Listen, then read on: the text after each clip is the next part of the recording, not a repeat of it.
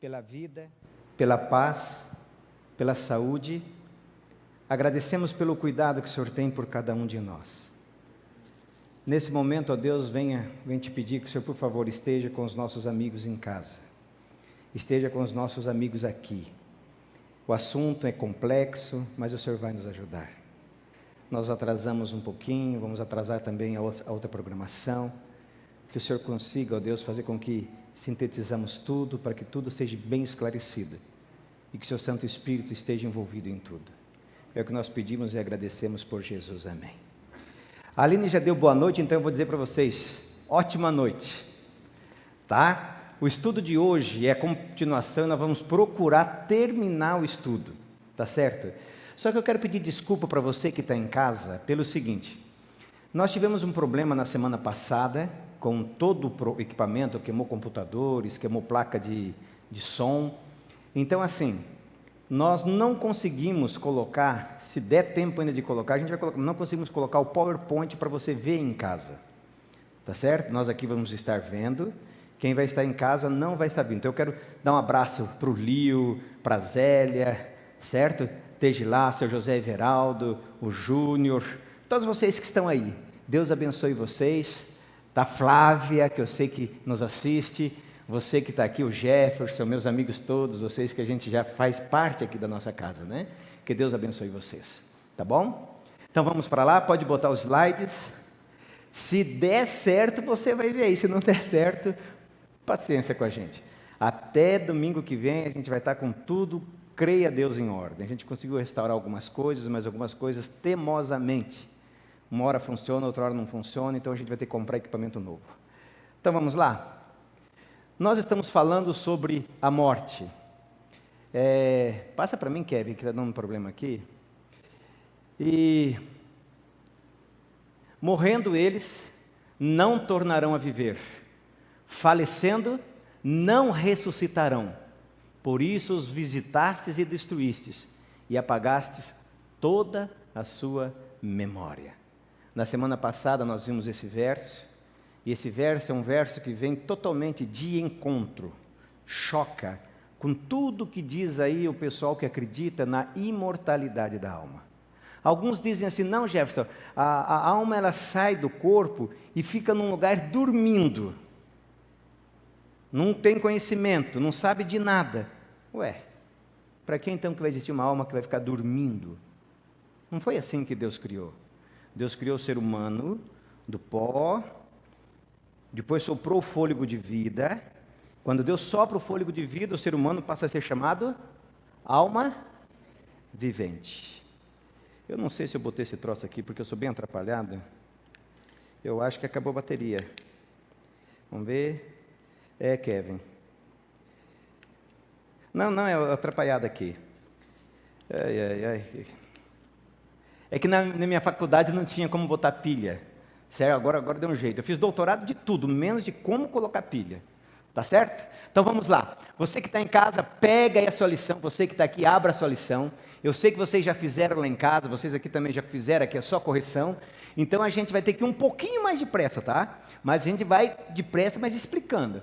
Vamos lá. Quem unicamente possui a imortalidade? Essa é uma ótima pergunta. Se o ser humano não é imortal, quem que então é imortal? A Bíblia responde. Quem que é imortal? Por que Deus é imortal? Porque aqui está escrito, o único que possui imortalidade, está lá em 1 Timóteo, verso 6,16, 1 Timóteo, verso 6,16 diz, o único que possui imortalidade, que habita a luz inacessível, a quem homem algum jamais viu, nem é capaz de ver, a Ele toda honra, poder, como é que continua o texto? Ao eterno, amém. O único ser que a Bíblia diz que é imortal é Deus. O ser humano necessita de Deus para se tornar imortal. Deus não deu imortalidade, senão esse texto é mentiroso. Se o ser humano tivesse uma alma mortal, tinha que dizer assim, ao Deus dos imortais que também tem imortalidade. Mas ele diz o único que tem imortalidade, porque Deus é o único que é imortal. Ser humano é mortal. Aquele ar que Deus respira, aliás, Deus sufla dentro do ser humano, insufla no ser humano. É o poder e a capacidade de Deus que Deus deu para o ser humano viver enquanto Deus permitisse que ele estivesse vivo. Por isso que Salmos diz o seguinte: tu contastes os meus dias. Deus sabe quando eu vou morrer. Às vezes eu antecipo, e Deus sabe também que eu antecipo, por vícios, por maus costumes. Por exemplo, eu estou correndo agora. Eu corro da mulher lá em casa, corro da polícia e eu corro também com o Elton. Cadê o Elton? Aí, ó, Elton. Hoje nós corremos 16 quilômetros, nós andamos e corremos. Ó, você em casa, hein? Exercício físico, não vai ficar gordo. Tem algum gordo aqui? Que nem o Chesterton, tá? Então vamos lá, o único que tem imortalidade que a Bíblia diz é quem? Deus, mais ninguém. Então esquece essa história de que o ser humano é imortal. Olha só o que diz esses textos. 1 Timóteo 1,17. Vamos lá, desculpa, eu já falei. Romanos 2,7. Ele dará vida eterna, futuro. Ele dará vida eterna aos que persistirem em fazer o quê? O bem. Buscam glória, honra e imortalidade. Na Bíblia a gente tem 5 textos que falam de imortalidade e um texto só que fala de imortal. E todos eles se referem a futuro, seres humanos que vão ter a imortalidade do futuro. E um fala que Deus é o único imortal. Entende? O restante é tudo filosofia. É tudo lendo o grego sem a antropologia hebraica. É você ler o Testamento pensando como os filósofos gregos pensam, mas nós vimos que Kuhlman diz: se você fizer isso, você vai fazer tudo errado no sentido da palavra. Nós temos que ir para a antropologia. 2 Timóteo 1,10, e que é manifesta agora pela aparição de nosso Salvador Jesus Cristo, o qual aboliu a morte. Quem aboliu a morte? Cristo, quando ele ressuscitou, e trouxe à luz a vida e a incorrupção pelo Evangelho. Alguns textos dizem a imortalidade pelo Evangelho. Quer ser imortal? Creia no Evangelho. E o Evangelho é quem? Jesus Cristo, que vai voltar. E quando Ele voltar, Ele vai conduzir-nos à imortalidade. 1 Coríntios 15, 53 diz: porque é necessário que isto que é corruptível. O que é corruptível? O meu corpo imortal. Lembra aquele um que vai virar pó? É corruptível. Você que está em casa, 1 Coríntios 15, 53. É necessário que o que é corruptível se revista da incorruptibilidade. O que isto que é mortal. O que é mortal? O ser humano. O ser humano que é mortal se revista da imortalidade. Então, toda vez que a Bíblia fala no ser humano, ela fala da imortalidade, nunca fala da mortalidade, nunca fala que o ser humano é imortal. Romanos 1, 23 diz: e mudaram a glória do Deus incorruptível, ou seja, Deus imortal, em semelhança da imagem de homens corruptíveis, e de aves, e de quadrúpedes, e de répteis. Está aqui mais um texto, que na versão original é imortalidade. Se refere a quem? A ser humano ou a Deus? A Deus. Toda vez que a Bíblia fala em imortalidade ou imortal, está falando de Deus. 1 Coríntios agora 15, verso 54, você que está em casa, não vai dar para você correr, mas você anota aí, depois você dá uma olhada no vídeo e leia lá também. Mas quando isto que é incorruptível se revestir da incorruptibilidade, e isto que é mortal se revestir da imortalidade, olha o que vai acontecer. Então se cumprirá a palavra que está escrito: tragada foi a morte na vitória. O ser humano só vai ser imortal quando Deus der a imortalidade. E a imortalidade do ser humano é dependente da presença de Deus. Se Deus não se faz presente, não existe imortalidade no ser humano. Certo? A quinta pergunta: sob que condições o homem conservaria sua imortalidade? Lá no Éden, havia uma condição para o ser humano ser imortal. Só uma. Era o quê? Caboclo sabido. Esse que tinha que estar aqui ensinando. Olha o que diz lá: e o Senhor Deus lhes deu essa ordem: de toda a árvore do jardim comerás livremente. Isso está em Gênesis 2, verso 16 e verso 17. Comereis livremente de toda a árvore, mas da árvore do conhecimento do bem e do mal não comerás, porque no dia em que dela comerdes, certamente morrerá. Então, qual era a condição? Não a comer o quê? A condição era não comer do fruto da árvore do conhecimento do bem e do mal. Ou seja, Obediência, que não é uma questão de comer, é questão de obediência. Quando Deus pede para você assim, ó, por favor, não fica pegando as coisas dos outros, sem pedir. É obediência. O problema não está com pegar e não pegar. Obediência. Certo? Agora olha que interessante. Deus diz que certamente o quê? Morrerá se comer do fruto. Olha só o que Satanás falou. Gênesis 3, verso 1. Você que está em casa, depois dá uma olhadinha em Gênesis 3, verso 1. Ora, a serpente era a mais astuta de todos os animais selvagens que o Senhor Deus tinha feito. E ela perguntou à mulher, porque mulher é um bicho curioso. A pesquisa de 2012, me parece, os homens são mais curiosos que a mulher, se tornaram, tudo porque viraram noveleiro, certo? Vamos lá. O bicho perguntou, foi isto que Deus disse? Não comam de nenhum fruto da árvore do jardim? Aí agora Eva fica perdendo tempo com a serpente, e olha o que acontece. E a serpente diz então, certamente não morrerás. Deus falou o quê? Morre. A serpente falou o quê? Não morre. Hoje em dia, a Bíblia fala, morre. O Espiritismo fala, não morre. A Bíblia fala, morre. As igrejas cristãs que dizem que tem a palavra de Deus como regra, diz, não morre. Quem que está certo, minha nossa? Lá no Éden, quem que estava certo? Deus. Deus foi misericordioso, Adão não morreu na hora, mas 930 e poucos anos morreu Adão. Eva morreu menos. A gente não sabe se foi com menos ou com mais. Mas como mulher é um bicho teimoso, é ter passado.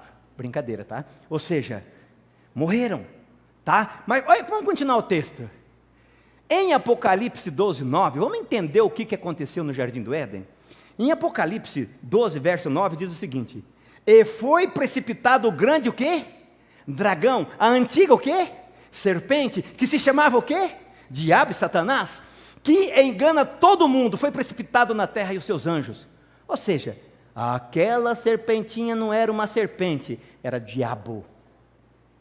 Não era ela que estava falando, quem é que estava falando? O diabo. E ele está no meio de nós, na terra com os anjos maus. E o texto continua. Levítico 19, 31 diz, não recorram aos médios, nem busquem a quem consulta espírito, pois vocês serão contaminados por eles. Eu sou o Senhor, Deus de vocês. A ordem de Deus é não consultem, não fique perto desse pessoal. Esse pessoal contamina, então se contamina é uma coisa que não é verdadeiro o que eles fazem. Porque, olha Levítico 20, verso 7, e os homens ou mulheres que entre vocês forem médiuns ou consultarem os espíritos, terão que ser executados, ou seja, mortos, serão apedrejados, pois merecem a morte. Deus abomina quem consulta. Agora você pensa, Jefferson, eu estou lascado, porque eu aprendi isso. Não esqueça, Deus nunca vai levar em consideração o tempo que eu não conhecia. Vocês estão entendendo? Eu vou dizer uma coisa para vocês, no meio espírita, no meio do religioso que acredita na imortalidade na imortalidade da alma, há pessoas e cristãos sinceros, que amam a Deus de todo o coração, mas estão enganados quanto à doutrina, e esse é o papel meu, ajudar você a chegar na Bíblia e se aproximar dela e ter conhecimento pleno de Deus, está certo? Agora, quando eu conheço uma doutrina e desobedeço, é isso que vai acontecer, serão mortos. Antigamente era pedra, mas agora vai ser no juízo final, certo? Vamos lá, continuando. Agora olha o que 2 Coríntios 11, verso 14 e 15 diz, e não é maravilha, porque o próprio Satanás se transfigura o quê? Num anjo de luz. Não é muito porque os seus ministros se transfigurem em ministro de justiça, o fim dos quais será conforme as suas obras. Eu esqueci de fazer o finalzinho ali. Pessoal, aquele anjo mau que foi expulso do céu, que foi lá e enganou Eva, a Bíblia diz que ele está solto no meio de nós, fazendo o quê? Se transformando em necessário for até em anjo de luz. E os demônios que estão com eles, os ministros que estão com eles, os pregadores que aceitam a verdade pela metade, que não está com Deus e está com eles, eles fazem o mesmo trabalho, se transformam em anjo de luz. Em Apocalipse diz que Satanás, eu não sei se eu peguei esse texto aqui, vamos ver lá. Satanás Ele fará maravilhas e prodígios. A Bíblia diz que quando você que está em casa, ou você nunca, graças a Deus, queira que não, mas se você tiver comunicação com os mortos, é esse anjo que se apoderou da serpente, com os demônios dele, que toma a imagem, a voz, que sabe a letra, segredos, e vem aqui ensinar você a desobedecer à vontade de Deus. Sabe, se quiser saber mais desse assunto, por favor, entre em contato com a gente, tá? Vamos lá. Quando entrares na terra que o Senhor teu Deus te deu, desculpa, você que está em casa, é Deuteronômio 18, 9 a 12. É rapidinho. Quando entrares na terra que o Senhor teu Deus te deu, não aprenderás a fazer conforme as abominações daquelas nações. Entre ti não se achará quem faça passar pelo fogo seu filho ou sua filha, nem adivinhador, nem prognosticador, nem agroureiro, nem feiticeiro, nem encantador, nem quem consulta um espírito adivinhador, nem mágico, nem quem consulte os mortos, porque todo aquele que faz tal coisa é abominação ao Senhor, e por estas abominações o Senhor teu Deus os lança fora de ti. Por quê? Para Deus, quem tem contato com espíritos, tem contato com o próprio Satanás disfarçado. Infelizmente as pessoas não sabem. As pessoas não sabem. E nós estamos aqui para abrir a Bíblia e mostrar como Satanás tem enganado as pessoas. Tá bom? Pergunta 6. O que o pecado ocasionou ao ser humano? O que vocês acham que o pecado ocasionou ao ser humano? Vamos ver. Romanos 5, verso 12. Esse texto está na lição. Romanos 5, verso 12. Portanto, assim como por um só homem entrou o pecado no mundo, e pelo pecado a morte, assim também a morte passou a todos os homens, porque todos pecaram. Então a Rafaela, que tem essa cara de santinha, peca. A Linha nem vou te contar, mas você eu não imaginava não. A Bíblia diz que todos pecaram. Então, o que o pecado ocasionou ao ser humano? Olha só Romanos 6, 23. Porque o salário do pecado é a morte, mas o dom gratuito de Deus é a vida eterna em quem? Em Cristo Jesus, nosso Senhor. O que o pecado ocasionou ao ser humano? O pecado trouxe a morte, e por sua vez passou a todos os homens. Então todos pecaram. Infelizmente, todos pecaram. Você que está em casa, você é pecador que nem eu. E é por isso que Deus criou a igreja. Deus criou a igreja, sabe por quê? Para você que está do lado de lá da tela e você que está aqui, saber que igreja é ajuntamento de pecadores. Pessoas que necessitam aprender a perdoar. Pessoas que necessitam aprender a ver o defeito do outro e saber o seguinte: o meu é pior, então eu vou amar o defeituoso.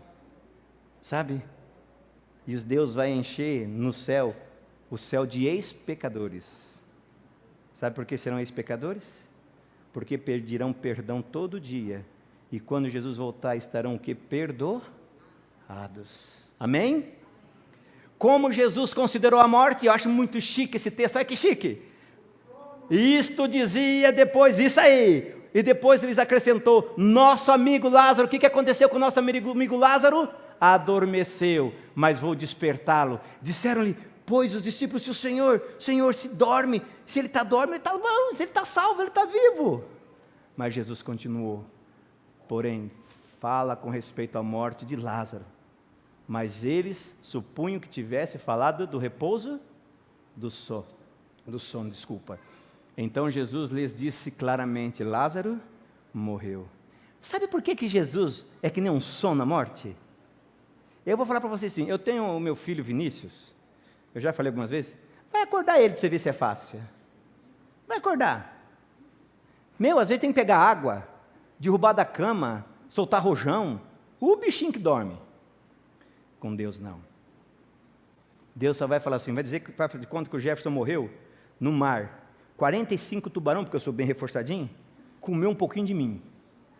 Aí você fala, nossa, que trabalho que vai dar para Deus ressuscitar. E lá na mente de Deus está o Jefferson. Quando Jesus fala assim, ó, levanta os mortos. O Jefferson vai se integrar de novo, que nem o Lego. Vai respirar. Isso é poder, por isso que eu não entendo. E por eu não entender, Satanás tenta complicar botando doutrina diabólica, não morrerás, porque é complicado e a gente tem dificuldade de entender. Mas nós vamos estar no pó da terra, não importa onde, cremado, não importa onde, se tiver salvo, Jesus vai dizer levanta, e depois se tiver perdido, Jesus vai dizer levanta, mas vai levantar para a perdição eterna, tá? Que não é o nosso caso, de jeito nenhum. Como Jesus considerou a morte? Jesus afirmou que a morte é um sono. 8. Até quando os mortos em Cristo permanecerão dormindo na sepultura? Essa palavra sepultura aqui, ó, também é traduzida por inferno. Então você que pensa que existe o inferno, é uma tradução grega que diz que, o inferno. Quando foi traduzido para o português, aí tem aquela coisa, inferno, vamos criar um inferno de Dante aqui para botar o povo lá dentro fervendo. A palavra é sepultura, morada dos mortos. Tá certo? Vamos lá? João 5, 28 e 29, o que está escrito lá? Não vos maravilheis disto, porque vem a hora em que todos os que se acham no sepulcro ou no túmulo ouvirão a sua voz e sairão. Os que estiverem feito bem, o que vai acontecer? Para a ressurreição da vida. E os que praticaram mal, infelizmente, para a ressurreição da morte. Por isso que é hoje que você tem que escolher a quem você vai seguir, ou a Jesus ou não. Tessalonicenses 4,16, porque o Senhor mesmo, dado sua palavra de ordem, ouvida a voz de arcanjo, ressoada a trombeta de Deus, descerá dos céus. E o que vai acontecer? E os mortos em Cristo ressuscitarão primeiro. Ressurreição. Tem nada de fantasminha viajando por aí, muito menos alminha dormindo, esperando. Não, é morte. Deus vai ressuscitar o ser humano com fôlego de vida, inteirão, e numa carne linda, que nós estudamos, quem fez esse estudo foi o Adriano sobre a volta de Cristo. Pergunta 8, né? Até quando os mortos permanecerão dormindo na sepultura? Até a segunda vinda de Cristo. Antes, só os que já ressuscitaram. Se Deus quiser ressuscitar um e levar, o problema é dele. Mas todos que estiverem mortos ressuscitarão. Qual será a recompensa dos que participarem na primeira ressurreição? O que Jesus falou? 1 Coríntios 15, 51 e 53. E eis que vos digo um mistério, nem todos dormiremos, mas transformados seremos todos. No momento, num abrir e fechar dos olhos ao ressoar da trombeta de Deus, eu vou ressuscitar lindão se eu morrer. A Bíblia diz que é assim. A trombeta soará. Os mortos ressuscitarão. Como? Incorruptíveis. Jefferson, tu com essa pele feia que dói. A minha é bonita, mas você vai vir melhor que o Brad Pitt. A gatinha que está do teu lado aí vai ficar assim, ele é meu, vai dar até briga para entrar lá. Certo? Você, Chesterton, tu vai arrasar. Vocês estão entendendo? Quem ressuscitar em Cristo será incorruptível. E nós seremos o quê? Transformado. Eu vou ficar grandão.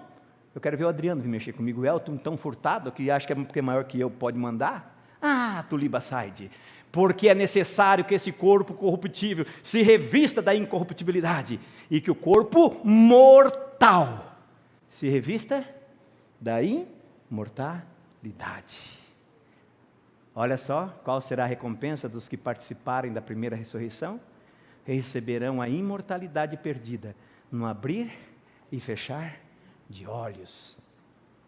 Sabe, Deus tem uma verdade que é eterna. Ela está na palavra de Deus. E Satanás não quer que você leia. Ele não quer que eu leia. Porque se nós estudarmos a palavra de Deus, abrir-se-ão os nossos olhos. E Satanás não terá mais poder sobre cada um de nós.